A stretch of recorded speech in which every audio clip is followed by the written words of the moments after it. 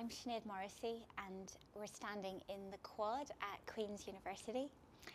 And apart from being one of the most beautiful buildings in Belfast, Queen's is very important in literary terms as well.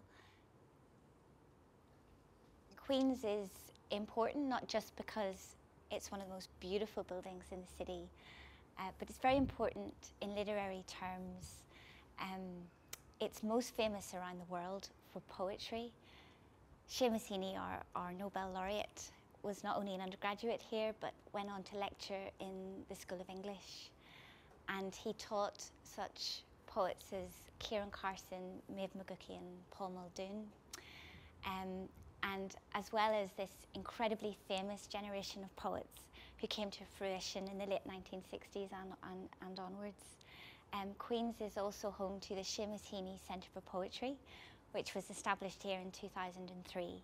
I live just outside the city in White Abbey, and I cycle in when I'm feeling energetic to Queen's along the cycle path, or I get the train.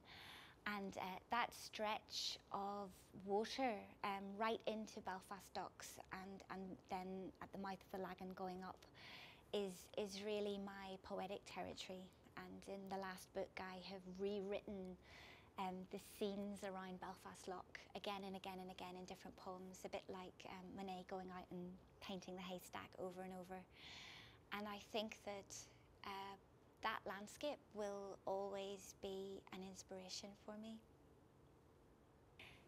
If I was to pick a writer associated with Belfast who's no longer with us, who's been an inspiration on me, I would probably choose Jonathan Swift.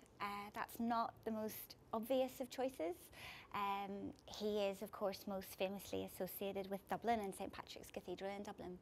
But he did spend time in Kilroot, and it is said that the profile of a man on his back on Cave Hill was Jonathan Swift's inspiration for Gulliver's Travels.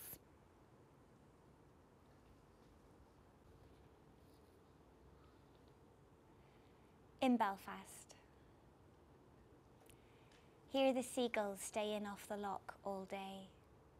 Victoria Regina steering the ship of the City Hall in this, the first and last of her intense provinces, a ballast of copper and gravitas. The inhaling shop fronts exhale the length and breadth of Royal Avenue, pause, inhale again.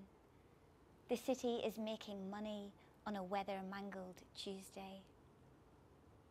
While the House for the Transport Workers Union fights the weight of the sky and manages to stay up, under the Albert Bridge, the river is simmering at low tide and sheeted with silt. I have returned after 10 years to a corner and tell myself it is as real to sleep here as the 20 other corners I have slept in. More real even with this history's dent and fracture splitting the atmosphere. And what I have been given is a delicate unravelling of wishes that leaves the future unspoken and the past unencountered and unaccounted for. This city weaves itself so intimately it is hard to see, despite the tenacity of the river and the iron sky. And in its downpour and its vapour, I am as much at home here as I will ever be.